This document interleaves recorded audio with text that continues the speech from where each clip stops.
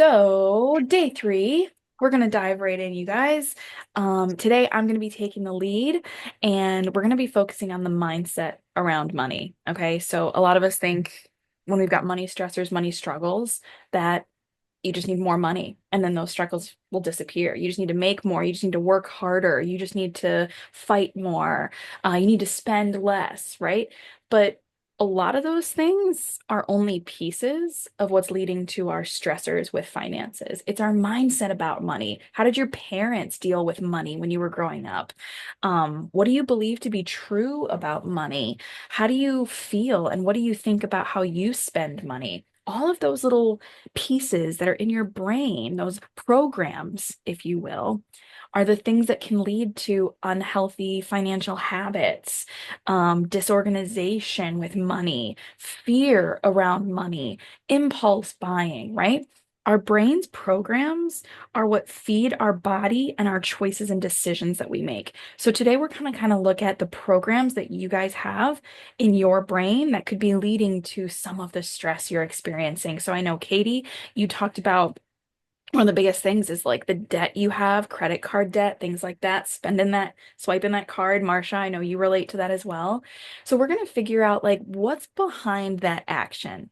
Where is that coming from, right? It could even be that the feeling and the adrenaline rush you get from swiping that card and that, oof, instant satisfaction feels good. You get some dopamine, you get a little bit of excitement, you got something being shipped to you, right? But then that quickly goes away and is met with, oh my God, I spent $40 on makeup. Yikes, I should not have done that because I have a car payment or I have a vet bill that's still due. So we're going to kind of try and figure out, are there any programs that we can change in the brain that will help you to eliminate some of those unhealthy spending habits, saving habits, and etc. How does that sound? Thumbs up? Awesome. Love to see it. All right, so I want you to write this down. Marcia, you included, my dear friend.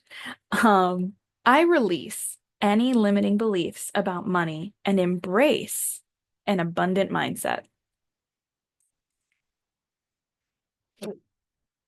When you have that written down, there are two words I'm going to have you circle.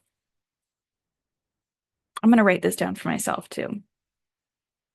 I release any limiting beliefs around, about money and embrace an abundant mindset. Beautiful. Once you have that written down, I want you to circle, underline, asterisk, whatever, two words that are most important. Release and embrace. I release and I embrace. Okay? Those two words are important because in order to make space for something new, we usually have to let go of something that's occupying that space. So think about your house, for example. You've got a closet that just keeps, we all have this closet. I know we do, or it's a junk drawer or something. It just collects stuff. There's no actual purpose. It just kind of collects, we'll go with the junk drawer. Do you guys have junk drawers? We call it a junk drawer. It just kind of collects, yeah, like there's batteries, there's coins, there's paper, there's pens, there's scissors, there's a random toothpick, there's glue, random stuff, right? When we're going to clean out that drawer and kind of give it some organization, because we're like, oh my God, this drawer is out of control. It won't even close anymore. It gets stuck when it opens. It needs to be cleaned. We have to take stuff out that doesn't belong there anymore. All right, this old piece of paper, it's a receipt from 2 years ago, throw it away. This random tool that I don't even know what it goes to, let's get rid of it. It's been in here forever. We make space. And then when we put things back in there, we're like, oh my God, look at all the space this drawer has now. It opens, it closes, it does what it's supposed to. I can find what I'm looking for now. Easy peasy. Same thing goes for your brain. In order to embrace a new mindset, embrace a new pattern of behavior, you have to release what's no longer working. Throw something away, get rid of it, get out of there.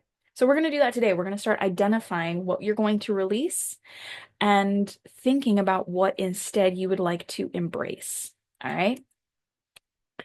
So yeah, that's what we're going to do. Here's a quick little rundown. We're going to identify the fears or limiting beliefs around your goal and intention. I'm going to do a quick coaching demo with either Katie or Marsha. I could do it with you too.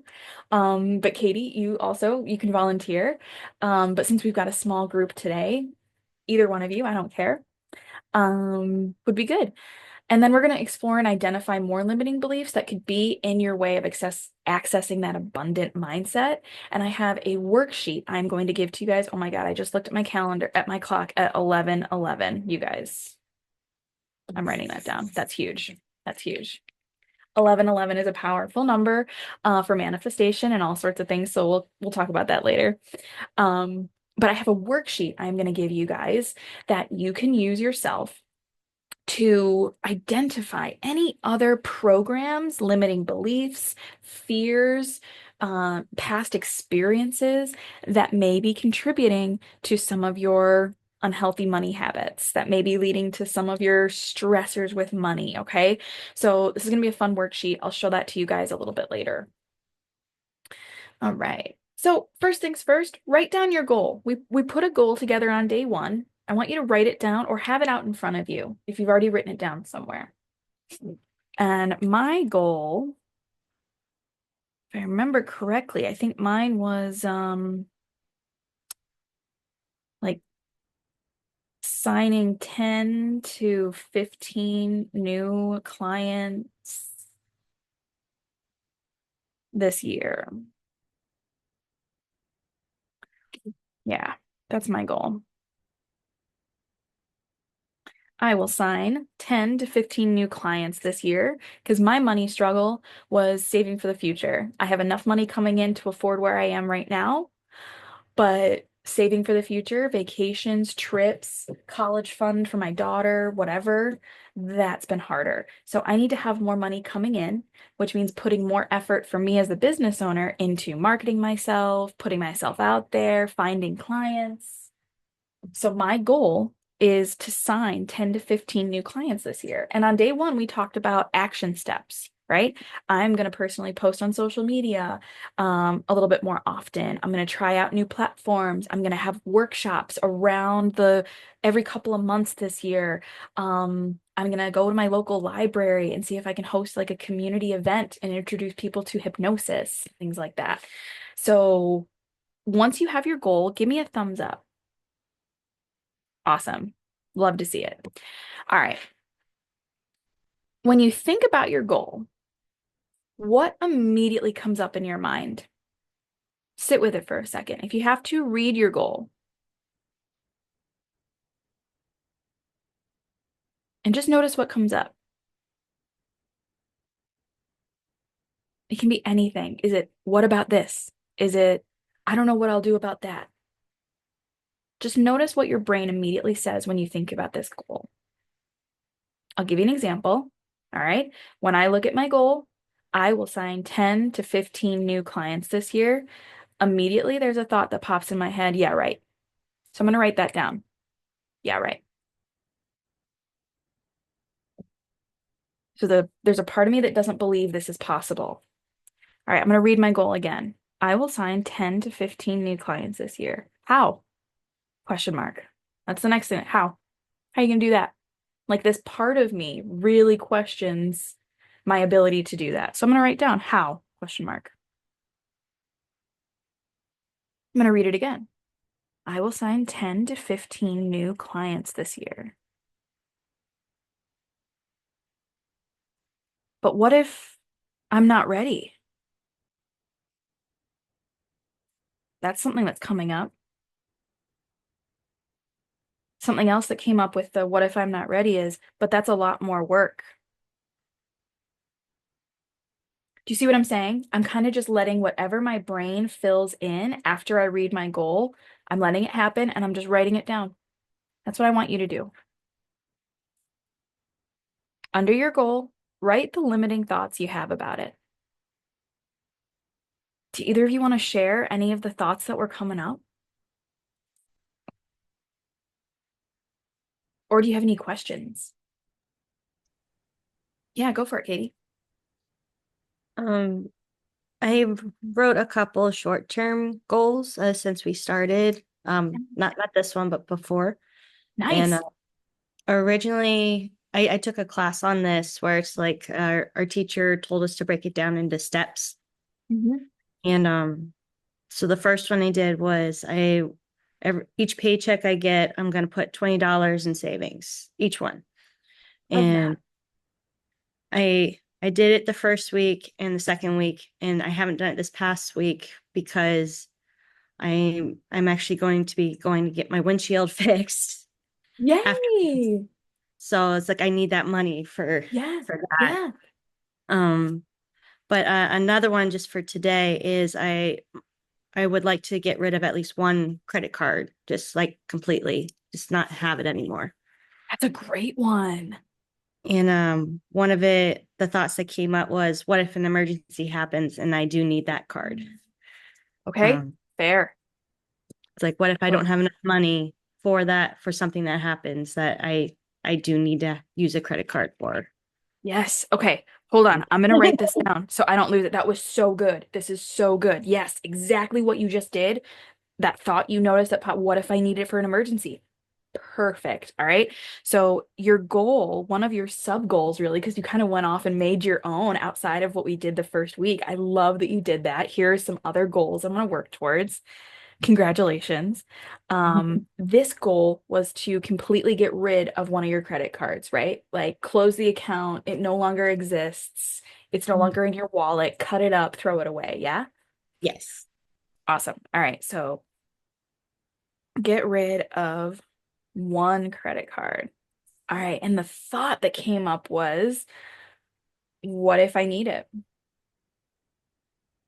Okay. What if there's an emergency? Anything else that was coming up that I'm missing? Um, no, just basically my thought went straight to emergency. Something happens to my dog, something happens to my Mhm. car. Just what if I need it? Yes. Okay. All right. Perfect. Okay, we're gonna hold this because in a second we're gonna dive into these. If you're open to it, we're gonna kind of do some coaching with these two thoughts that are coming up and see if we can kind of break them down and figure out where is the root of this fear coming from. But also, is this fear, what if I need it? What if there's an emergency? Really truthful, or is there anything that kind of disproves that fear that makes it seem less intense? And I'll show you what I mean in a second if you want to be the volunteer. But first, I want to see if Marsha wants to share anything. Marsha, did you come up with anything, my friend? Yeah. So as I've been working through the positive mindset and our previous work together, Allie, I went with excitement and smiling. Um, and then fear started focus creeping in. And then going back to what I shared in week 2, I checked myself. So my goals were I want to sign 10 coaching clients and 6 bookkeeping clients. Mm. Um, so the fear was I'm not going to be able to do it, very similar to yours. Um, but then I went back and said, I already have traction this year. So I'm already working towards that. I have a client that we're going to do ad hoc with. I have a client that I'm going to help set up. They're not at a need for needing a bookkeeping constantly. As small business owners, we have to grow to that capacity, Yeah. but they're wanting my help to set their foundation. So I have positive reinforcement there that this is going in the direction that I want. I love. Um, and then I've struggled with social media being my outlet for getting and obtaining clients. So I wrote down refocus my strategy, leaning towards the marketing pillar, and then lean, leaning into word of mouth, building that rapport locally. I know that it's worked really well on the bookkeeping front, but I also know coaches that are very successful with leaning into that local community mindset. Yeah. Oh man. And I can already tell too, Marsha, just by let me make sure I'm there we go, moving that right.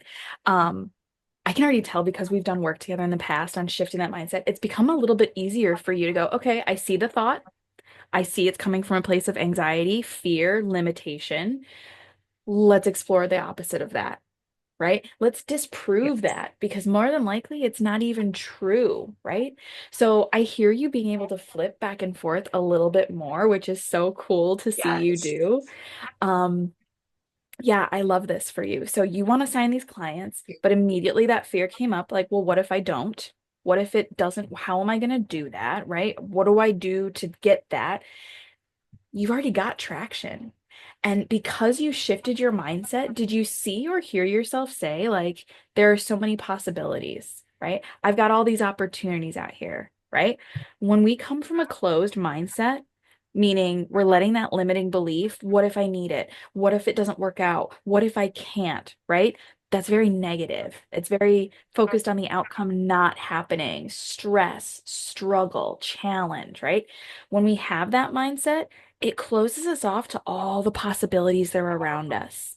But when we shift it to, I'm going to make this work no matter what, because I've been successful before and I can be successful again with this because I want it, right? We start to open ourselves up to what could I do? What could I do? Hmm, could I go to the library and market myself there? Are there any Facebook groups I could join that are, buy, sell, trade groups where you can market your businesses? Are there any like all these possibilities come in and you're like, oh, I'm gonna be fine because I know that I've got tons of options out there. So shifting your mindset isn't just about changing your behaviors and patterns, but also being open to like, we've got a lot of stuff around us that can help us. And when we're not looking at those things and we have these blinders on, it's impossible to see. So shifting your mindset also allows you to become aware of all the things you could be doing to help yourself out instead of sitting in the struggle. Does that make sense? It absolutely does. And I'm looking away because I was writing something down. You said a nugget of gold. I was successful before and I want this. So I am going to be successful with this. So I was reframing it to be the present, right? Just like we do in the affirmations, but I wrote that down because that really resonated with me. I love that you resonated with that, Marcia. It's powerful, right? When we think about It is. where have you succeeded before? Because you have, you're still alive, you're here, you're a functioning adult, you have a job, right? You've succeeded in other areas of your life. So who's to say that you can't succeed again at something you really want, right? And Katie, that's what we're going to Absolutely. kind of explore with you. Yeah, cool.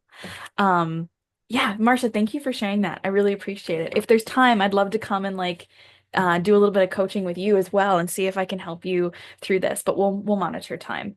Um, okay, so here really quick, just some of the limiting thoughts that can pop up when we have a new goal or intention.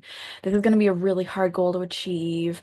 I'm not smart enough to manage my finances. I'll always be stuck living paycheck to paycheck. I can't recover financially from past mistakes. See the can'ts, and I'll always be struggling, and I'm not smart enough. This language is very sad.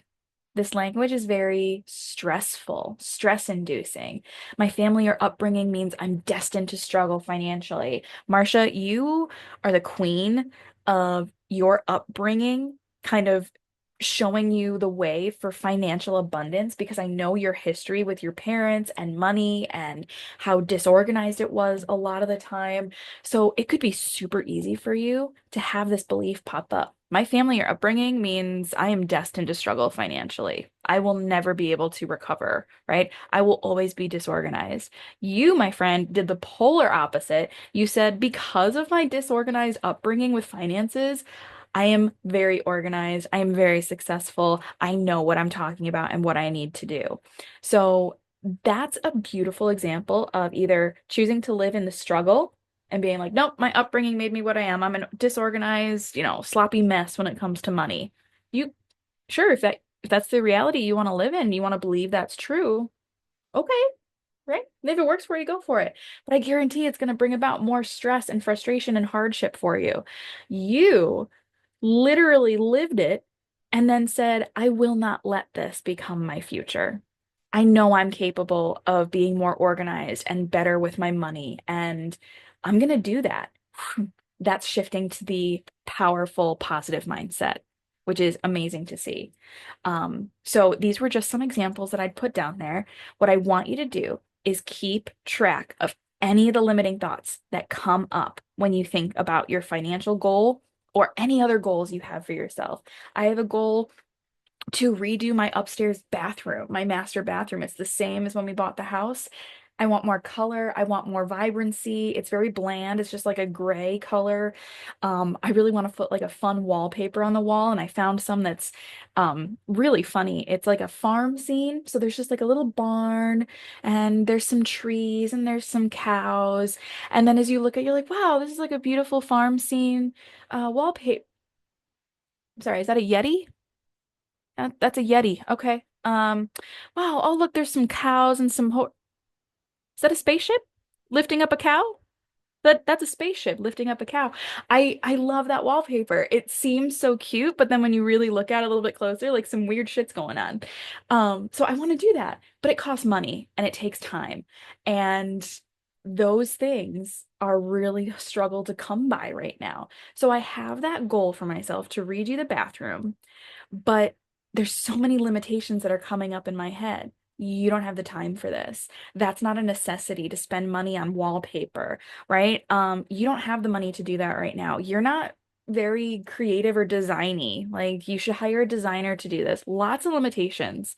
Before I even venture into that goal, I'm going to work through these because right now that task seems like it's super far away, it's super hard, it's super heavy, it's not important, but it is important to me. So I'm going to keep track over the next couple of months of all the limiting thoughts I have about that goal to redo the bathroom. And I'm going to figure out where they come from and reprogram them to come from a place of abundance, positivity, and yeah, I can do this. So apply this technique to any other goals that you have in your life. Write down what limiting beliefs, immediate thoughts come up once you read your goal, just like we've been doing. Cool beans? Awesome. Oh my God, excuse me, that was so bad. Okay. Um, really quick, we're gonna break down a little bit more of why that's not what I wanted to do. Nope, go back. There we go. We're going to break down just a little bit more of why and how this happens. I think I talked about this a little bit on Monday, the first week, the gas and brake metaphor. Okay. So we have these habits. Katie, it's spending, not paying off the debt. Marcia, spending. Me, saving for the future. Really a struggle.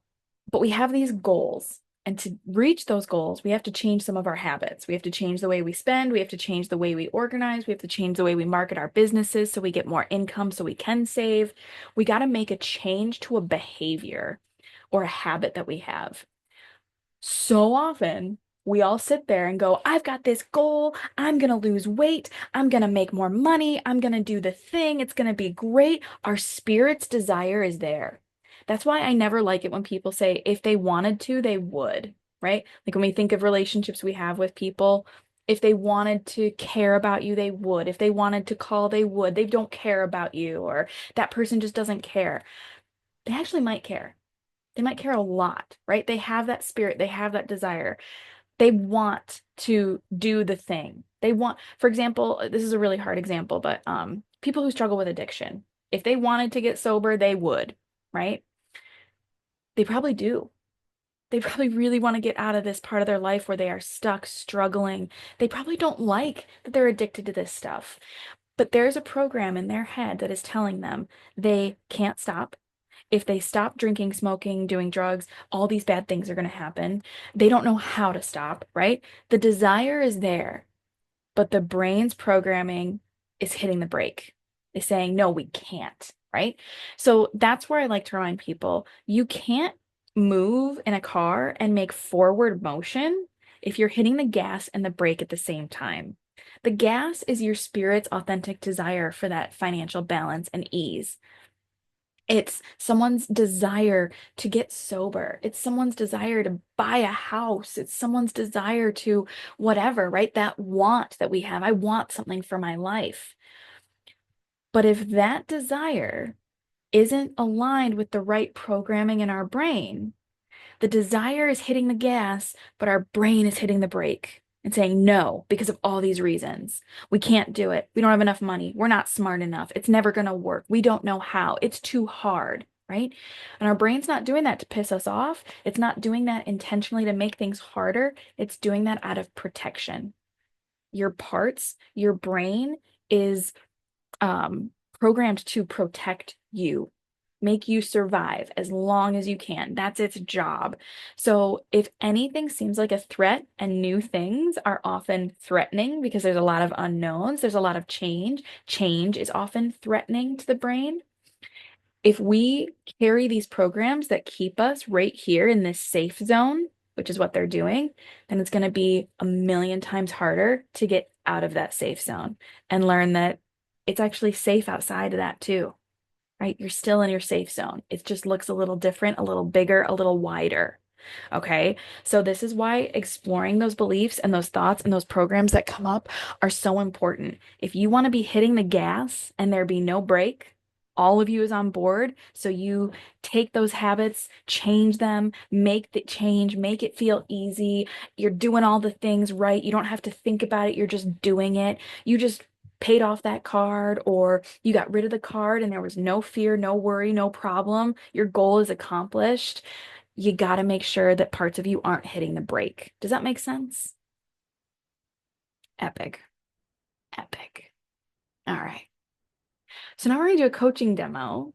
Katie, would you like to do this, or would you like to sit back and observe? Um, I whichever. I want to give you full space, to be completely honest. I don't want to push you any direction that you're not comfortable with. You can either be the volunteer and we can coach through this together, or you can sit back and I could coach Marcia through hers and you could just observe. And then if after that you want to give it a shot, we could do that too. Uh, I'm willing to give it a shot. I just don't want to take away from Marcia either. No, I don't think, No, yeah, go Marcia. Katie. Yeah, I'm co-hosting here. I would love to see you take Allie up on that offer. All right, Okay. let's do it. All right, I'm going to stop sharing my screen just for a second because there's nothing you guys need to see right now. And I'm going to change this. What does that do? Nope, that doesn't do anything. We'll keep it gallery. All right, cool beans. So, Katie, we're going to focus on the goal that you said earlier. I want to get rid of one of my credit cards. The thoughts that came up were, what if I need it? What if there's an emergency? Was there anything else that was coming up with that? Um, I didn't get to think too long on it, but that was the first thing that popped up. Perfect. Okay. All right, so let's kind of dive into this a little bit more. So, how many credit cards do you have? I have 4 big ones and one small one is my Sephora one, but I only have $500 of debt on that one, so I don't really count it. But the 4 big ones are what I want to focus on. Okay. Uh, okay, so 4 big ones, one small one. What do you mean by a big one? What does that mean? Like thousands of dollars on that credit card. Okay. Okay. 4 big ones, one small one. That one's just Sephora makeup. These other credit cards that you have, the other four, are they tied to a credit institution, or are they tied to, like, is it a Kohl's card tied to a store? No, they're tied. One of them is my Disney credit card. That's not tied to any of my banks. That's the one with the most APR and Mhm. accumulation. So that's the one I really want to focus on. Okay. But the other 3 are tied with my banks. I have 2 banks.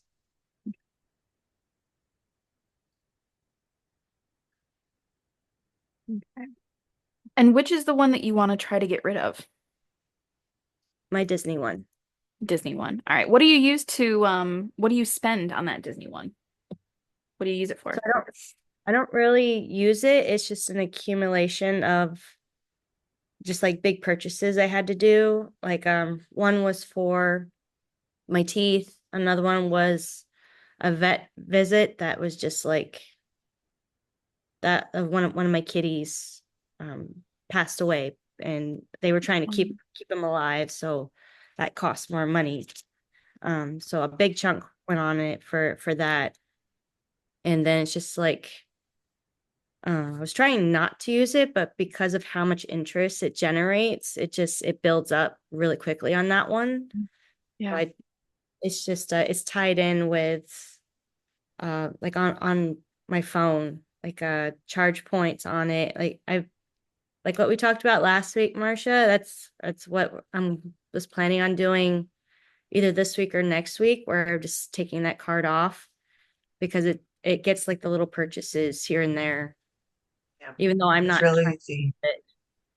It's just tied to a lot of things I didn't realize.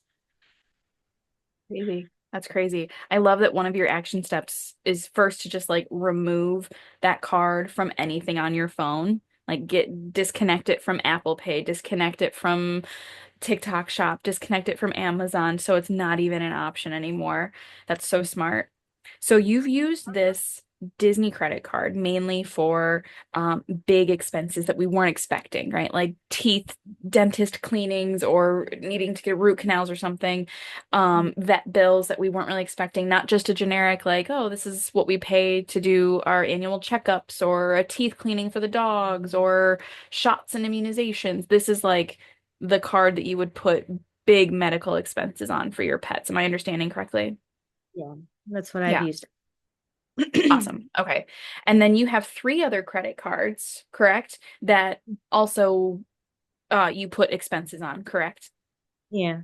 Some of Yeah. it's fun though. Some of it's fun. Yeah. Yeah. Okay. Perfect.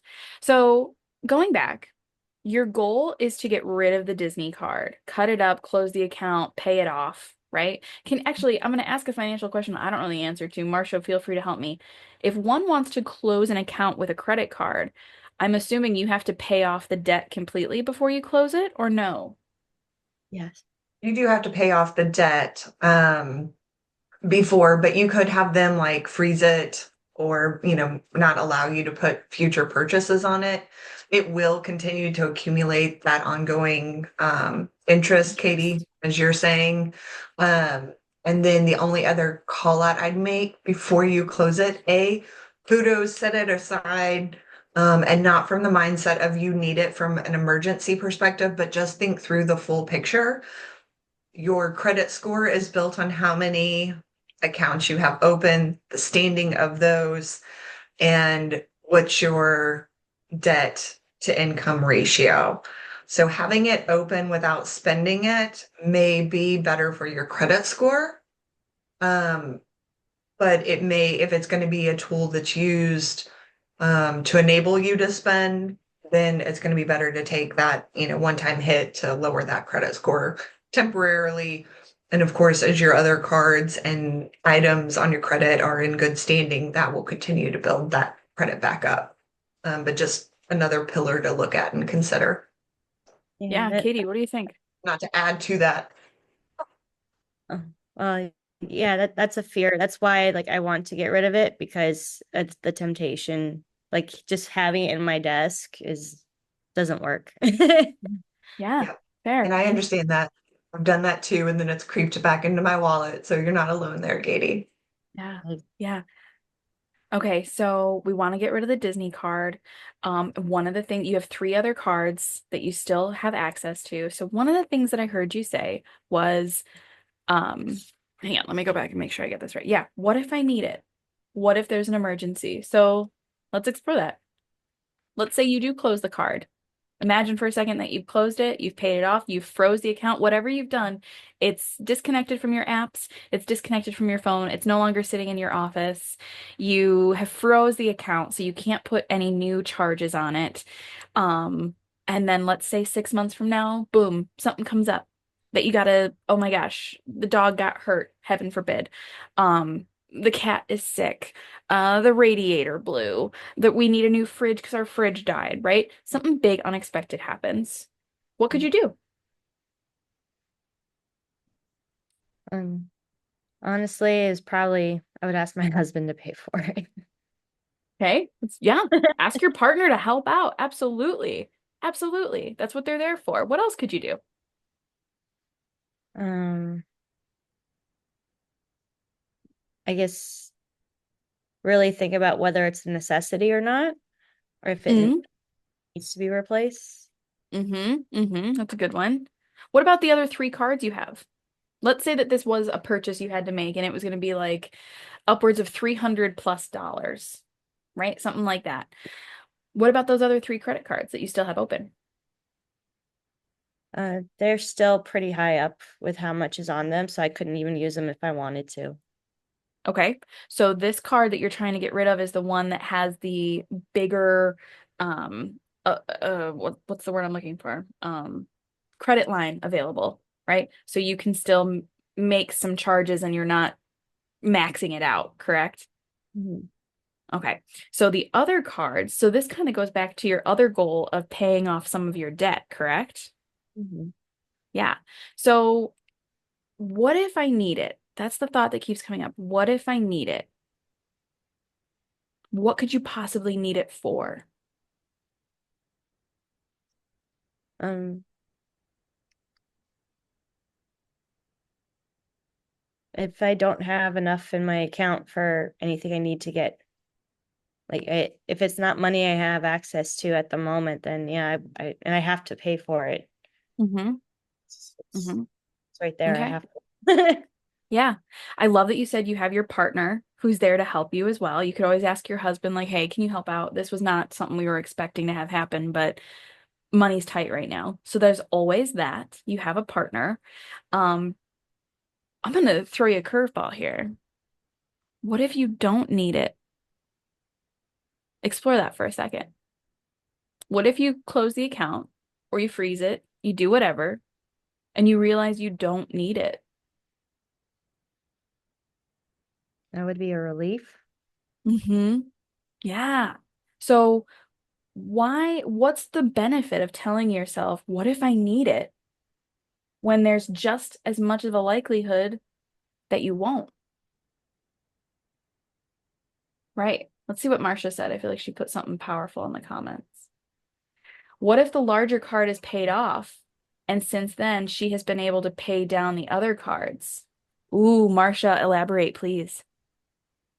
Yeah. So as you pay that Disney card down, and let's say it's paid off, well, now you can take make that payment and like snowball it, right? You could take, let's say you were paying $200 on it once a month. Well, the Disney card's now paid off. Now you take that $200 a month and you pay it towards the next card. Mm-hmm. And there are trains of thought with the approach that you're taking, Katie, of the largest APR and paying it down. And there's also a train of thought of you start with the one with the lowest balance, right? You make the minimum payment on each, but you pay extra on that lowest balance so that you can get ahead of that interest, right? I'm Mm-hmm. sure you're seeing that with Disney where you're like, great, I paid $100 on it, but I made 150 in interest, so I'm still in the whole $50.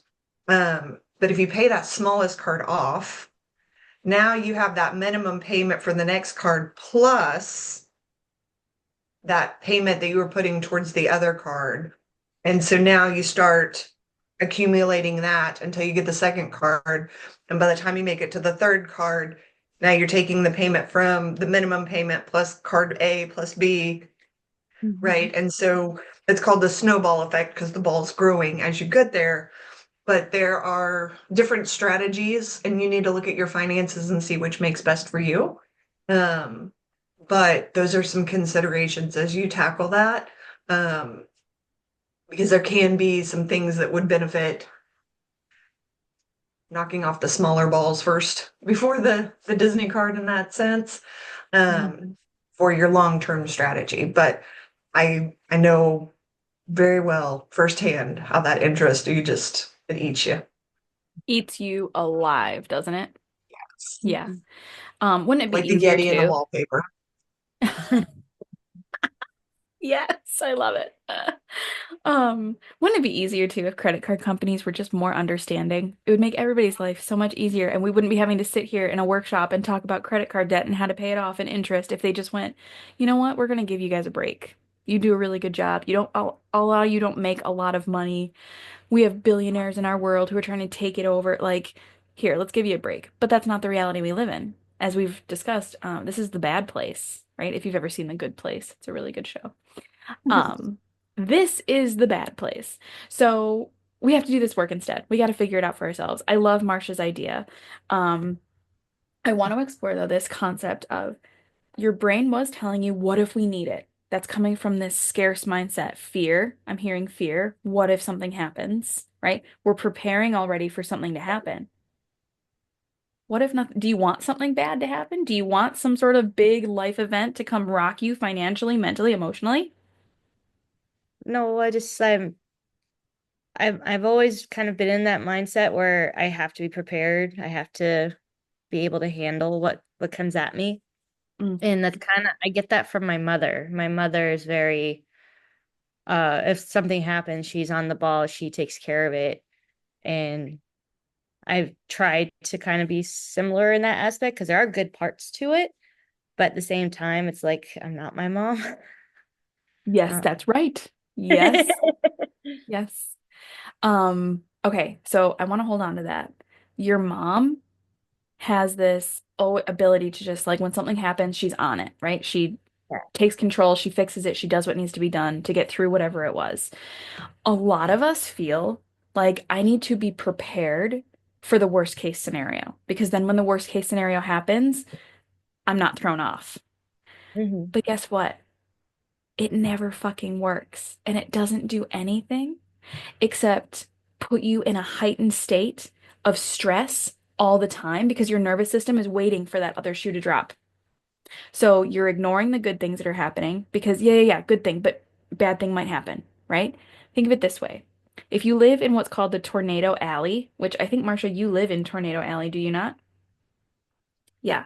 There is a specific season in the year where the plains of the United States get a ton of tornadoes. They know it happens. It's historically happened. The science is there. The meteorology is there. That's why we call it Tornado Alley. However, if you were to ask Marcia, when tornado season begins, are you guys prepared? She'd probably say, yeah, we know what to do if a tornado happens. We know what to look for. We know how to make sure we're ready. But Marcia, do you and your family stay in your basement or in your bunker or tornado shelter through the entire season because of the potential for a tornado? No, No. we watch the weather. When it looks like it's going to get bad, we clean out our staircase closet. That's where it's safest for my family to go in our home. And that doesn't get cleaned out unless I think it's going to get bad. So, Mm, mm. This is a perfect example of how being aware of potential issues popping up, potential problems, potential storms, right, is one thing, but preparing for them as if they're already happening only makes your life harder and makes you suffer twice. Preparing for something bad to happen only means you suffer twice. That's it, right? Marsha's aware that she lives in Tornado Alley, so she makes sure that her house is reinforced in any way possible. I'm sure she has radios on hand for power outages. I'm sure she has refillable water bottles. I'm sure she might even have gallons of distilled water somewhere. She might not even know. I'm going further, right? She's like, no, not even, right? Yeah, but she has the basics because she's aware that there's a potential for it to happen. But I guarantee there are also years where Marcia, you guys don't get a tornado that comes close to you guys. Maybe they're in the tornado alley, but they don't even come near your house, correct? we've had lots of close calls, but yeah, the Yeah. Oklahoma City more area gets hit more heavily, not to jinx us, Yeah. or them, but we're fortunate and So you, Katie, to apply this to your situation, you're aware that a life event might happen, a vet bill, a dentist appointment, something in the house needs to be replaced, a big purchase might come up. And in the past, you put those purchases on the card, but this is the card you want to get rid of because it's also causing you a lot of stress. So your brain is like, "Whoa, that that was our safety net, right? If something big happens, that was our tornado shelter. That was our flashlights and our radios and our everything to get through this tornado, right? So if you take that away, we have nothing. But you're preparing for a tornado that may not happen. Mm. So I want you to think right now, what are some other events in your life that you weren't actually prepared for at all? They happened and you got through it.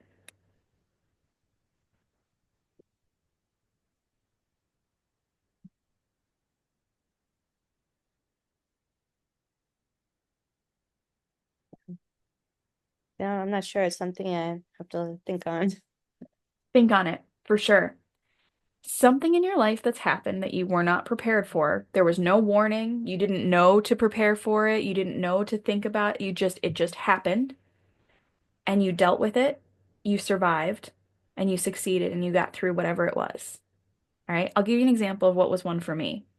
Two big ones for me. My dad died. I came home from work on a Friday afternoon and he was supposed to cook me dinner and we were supposed to hang out and go fishing the next day. I had no idea I was going to come home and see him in the backyard, dead of a heart attack. That changed my entire life. But when I sit in moments where I'm like, oh my God, something might happen, I need to prepare for it, I think back to the biggest life event I was not able to prepare for, and yet I still survived. I'm still here. I still went to school. I still graduated. I still moved on with my life. I got married. I have a house. I got through my depression. I healed from my grief. I did really well, and I wasn't prepared for it. It just happened. Another one was my mom getting diagnosed with a brain tumor. Literally did not have that on my bingo card ever in my life. Ever. Your mom will have a 14-hour brain surgery because she has a giant brain tumor that's impeding on her um, some sort of important part of the brain. What? How was I supposed to prepare for that? That was a tornado I was not prepared for. But I gave her all the confidence that she was going to get through this. I focused all my attention on her health and the doctor's doing a great job and removing this tumor and she's going to live and she's going to be okay. I continued to go to school while she was going through that. I continued to run my business and see clients. I did what I had to do. I paid for myself to go all the way out to Cleveland where she was having surgery. Money was tight, but I made it work because I always do. I always make it work. I find a way, right? I want you to think of events like that in your life that have happened because I know they have, where something came out of nowhere and you still survived. You still survived. I know you used to work for families and do nannying, correct, Katie? Yeah. Did a family ever let you go and you were like, whoa, I was not prepared for that. I didn't see that coming. Um, early on, yes. When we were living in Maryland, that happened quite a bit, and it was a little frustrating. But For I've sure. had more moments where it's like, why am I with this family? I kind of love that. I Oh, kind of love that you're the one getting self-reflective, like, why am I here? yeah, Oh, yeah. yeah. Especially yeah, before little guy was born. I almost left twice because of mom. But then mom became more flexible and then little guy was born and just fell in love with him. Aw. And he made it worth being there. Yeah, good, good. Okay, but early on, you said when you were in Maryland, you did encounter that once or twice where a family just like you came in, you were gonna do your nanny thing, and they were like, "Hey, sorry, we're gonna have to let you go." Well, there goes. Yeah, go ahead. Yeah, the first family I nannied over there was very all natural, like a lot of allergens, very very restrictive, kind of like how the mom here is, but for different reasons. And she was doing a trial run with me and another person, but she did it for like months. So kind of leading us both along. Yeah. Well, that Yeah. Okay, so you had no idea in the beginning that she was like she's kind of like double dating like both like when you go like I don't know if you guys ever did this but like when I dated I remember I was talking to like three guys at one time and I went on a date with this guy on Thursday and then this guy Sean was one of them before we got married um and he was like I want to be your girlfriend I want to and I was like whoa I'm like I'm 20 so I'm just like dabbling my toes with other things like that's kind of how it feels of what she did to you she was dating this guy and this guy um it was but yeah, fun. that was probably. Oh, go ahead. What was funny though is I ended up she ended up firing me because her kid stole my Game Boy out of my car and she thought I'd given it to him. What? I know, right? She handed me my Game Boy. I was like, "Where did you get this?" Because I've been looking for it. Yeah. And my son had it. And he told me that you're letting him play video games and blah, blah, blah. I'm like, no, this was in my car. Oh my Like, God, he stole it. stole my Game Boy. I got it Oh back. my God. But still, that's, oh my gosh. Okay. So this is a situation that you were not prepared. Who could ever prepare to think, you know what? This mom is going to double team me. She's not going to tell me about it for a couple of months. And then she's going to believe her child's son when he says, Katie was giving me this Game Boy to play video games instead of believing the adult who's been very reliable and trustworthy. Three big things that you probably were not prepared to experience, and yet you did. And what ended up happening? How did you get through that? Did you survive? I survived. I couldn't, it was very just unbelievable. And I was like, well, Mhm. not the best nanny experience. I'll go back to, I worked at a daycare facility until we moved out here and way better experience. So hold up.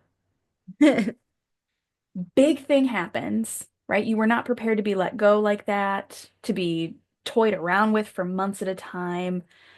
You said, I survived, and it taught me that I was actually better off working at a daycare facility. I was trusted, I was valued, so I went back and finished working at daycare while we were there. You survived, and you, in a way, thrived because I don't think you would have wanted to work for that family given what you know now, right? Mhm. Yeah. So that's a perfect example of life stuff has thrown itself at me before without me being prepared, and I've been okay. I've survived before, so I will again. So that's the mindset shift I want you to take. This part of you is coming up and saying, what if we need that card? The new mindset is, what if we don't? And if we do, we have a partner that can help us.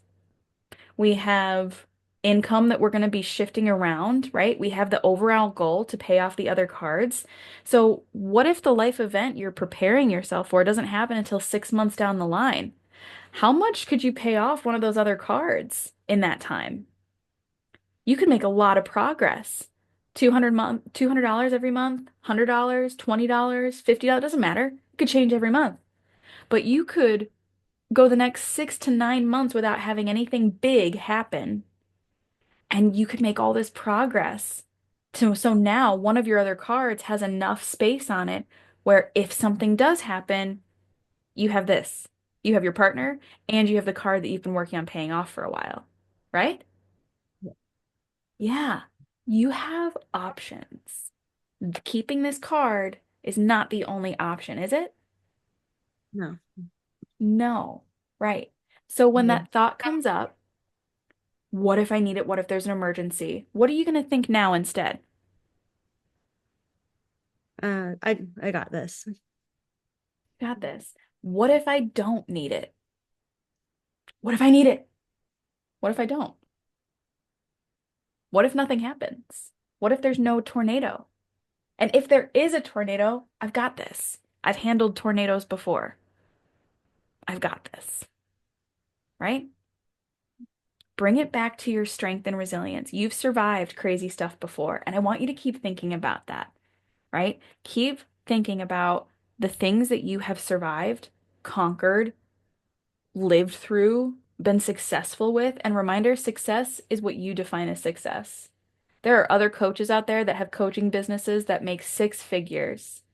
Last year, I'll be very frank and open with you. I was very proud of myself that I made $43,000.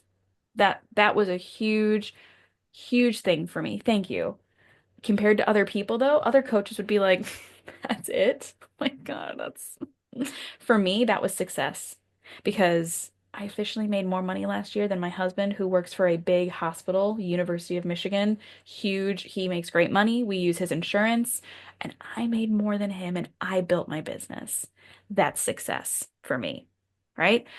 You get to define what's success for you. So go back and look, where have I been successful? Moments where you've been proud of yourself, moments where you've been like, damn, that was really hard and I freaking did it. You work for Disney. That's a huge corporation. And you just got a promotion in a way, didn't you? We did get a raise, and we You got a get raise. a dollar raise in June. That's So huge.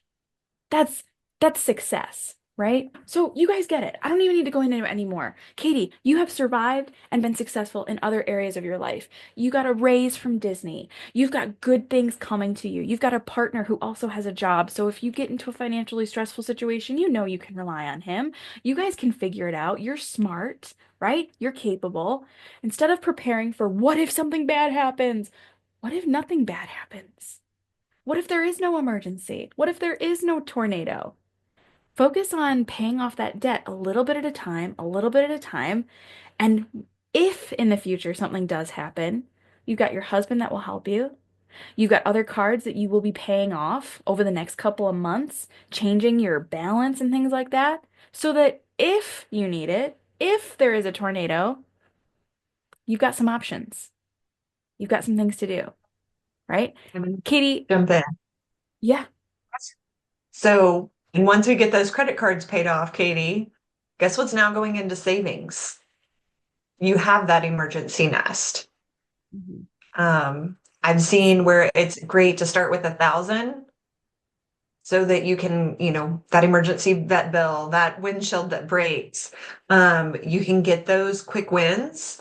And then as you pay off those credit cards, you can work on that 2 to 3 months worth of monthly expenses being in that savings, which is a standard for recommended Mhm. savings. Yeah. And then you can just keep building in on it, right? And then when you get that emergency, you're going to have that nest egg. And when then you rebuild it. But that mindset goes a long way Yes. into supporting that. Yeah, that back pay I mentioned our first week. We're supposed to. I haven't gotten any update, but I know we're supposed to get it in the summer. And my whatever I've saved, like that little chunks I've taken out. I'm gonna take out that chunk. So it's 1,000 that I'm saving. I'm not gonna use it. So Perfect. Awesome. I love So, that game Katie, plan, Katie. yes, that is a huge, huge game plan. I love that. So, Katie, what feels different about your goal now? I have a couple of like just the small ones, and like you guys were saying, what my teacher was saying, just like thinking about it in small chunks and really just focusing on the one. Um, I think I just need to get more in that mindset, um, to keep that in my head Yeah. instead of just like not going back to that fear, that stress. When you think about this goal, when you think about this goal to pay off and get rid of this credit card, the thought that's going to come up for you is, what if I don't? Mhm. The old part, that didn't make sense. The old part of you used to say, what if I need it? You're going to respond to that part now by saying, what if I don't? What if I don't need it? What if I don't need it? Because when you think, what if I need it? Your brain is going to think about all the possibilities of what you might need it for. You might need it for a vet bill. You might need it for the house. You might need it for your personal health. You might need it to buy a gift for somebody that you weren't prepared for. You might need it for, right? It's going to go down that rabbit hole. Yeah. Stop it before it goes down the rabbit hole. What if you need it? What if I don't? What if I make such progress on paying off my debt that one of my other credit cards gets low enough to be that safety net? What if I take the money that I get coming up in June, all that back pay, and I put it into savings and I have that as a safety net? What if my partner helps me to close out this card and holds us accountable to our other financial goals so we do have a safety net just in case in other ways, right? You get to choose which rabbit hole you get to go down. So when we started, at first you had one rabbit hole. What if I need it? What if there's an emergency? Now there's two. The moment you feel that, what if I need it? Look at the other rabbit hole. What if you don't? What if you make it work? What if there is no tornado? What if you are already prepared, right? Think about those things instead. Does that make sense? Yeah. Yeah, you've got this. If you need any help, come reach out to me. Let me know. I am always here. Um, I'm going to share my screen really quick. I'm going to show you the worksheet I'm going to send you. Okay.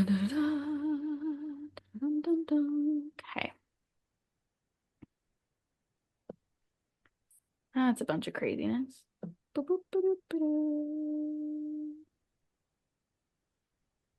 Okay. So this is the worksheet I'm going to send you. Shifting my mindset with money. So this is going to kind of take you through like early beliefs that you have about money. What money messages did you absorb growing up? What did your parents do with money? How did they organize money? Did they talk about money? Write those things down. Identify your fears. What fears, financial fears drive you? What are you afraid of happening? How do those fears impact your savings and spending, right?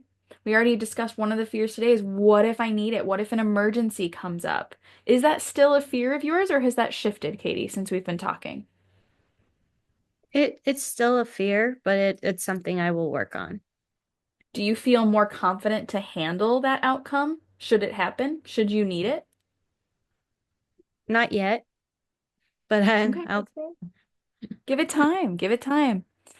Um, Challenge limits. So, what do you believe to be true about money and time? Make a list. Ask yourself, is that really true? Reflect on your habits. What money habits do you have? Redefine your story, right? Start a new narrative for yourself. If your narrative has been, I'm not good with money, I don't organize it well, I don't make enough, that's not the narrative you want. You want the narrative of, I'm confident with my money, I'm organized, I pay off my debts, right? Rewrite your story here. And then envision your future. Envision and imagine yourself like, oh, I've got all the money in the world because I save everything and I spend only where I need to and I'm not making impulse purchases and my debt is under control. Envision that future. Um, yeah, so I'm going to send you this worksheet. You'll have this to use. You can print it off. You can keep it digital if you want to. Totally up to you. And then let's just close this out by going back to our coaching demo screen. Do, do, do, do. Where'd it go? There it is. I just gotta move this. All right. All right. So, Katie, thank you so much for doing that demo with me. That was fun. Did you enjoy it? Did you get anything out of it? I did. Good. Okay. I'm glad. All right. And then all right, so this is the end, you guys, of week 3. All I want you to do is continue identifying those limiting beliefs on the worksheet that I'm going to give to you. I'll send it to you in an email after this call, along with the replay, and then schedule a free call with me one-on-one to do some subconscious reprogramming. Katie, you're more than welcome to schedule that free call if you want to talk about how we could do some more brain reprogramming. There are some powerful things that we can do to make sure your brain is in the same space as your spirit's desire to overcome this debt, get rid of these credit cards, pay off the debt, all that stuff. So yeah, that's where we're gonna wrap up for today. Katie, do you have any questions? I know that you also do what is it called?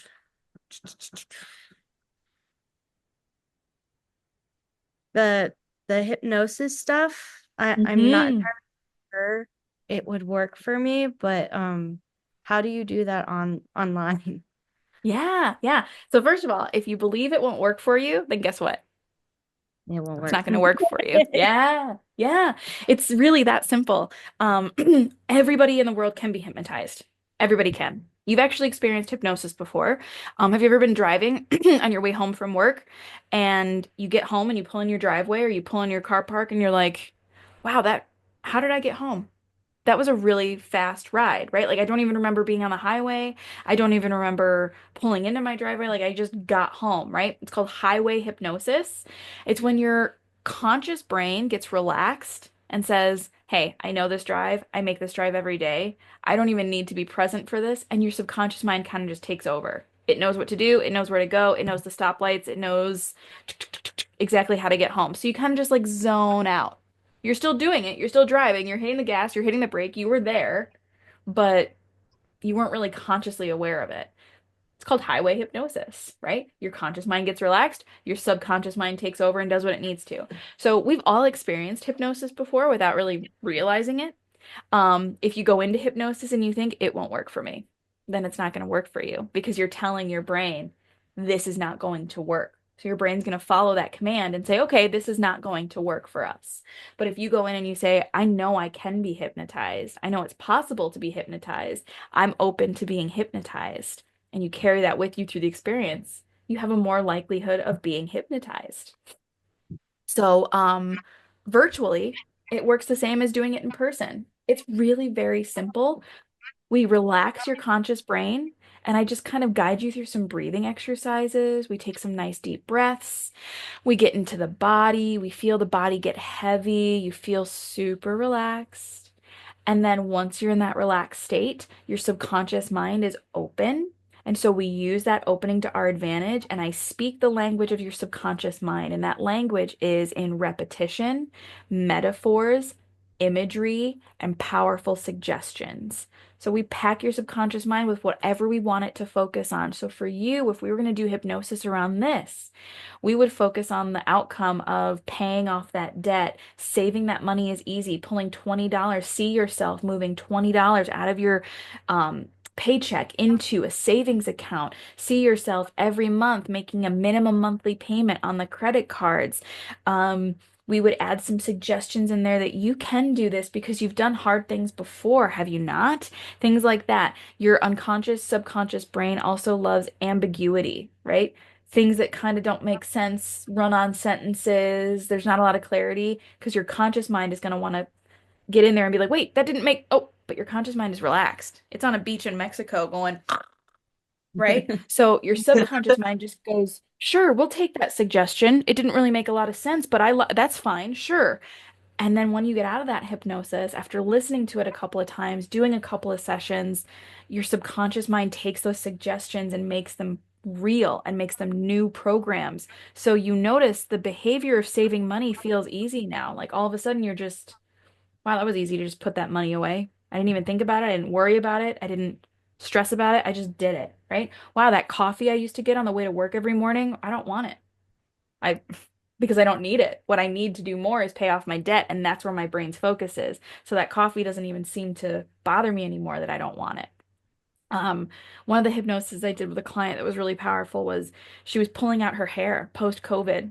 She was getting some anxiety with hair pulling.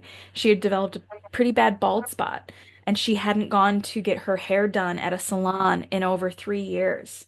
And in 2023, she said, I want to do some hypnosis. I've tried everything, and I can't stop pulling out my hair when I'm anxious, and I need to stop.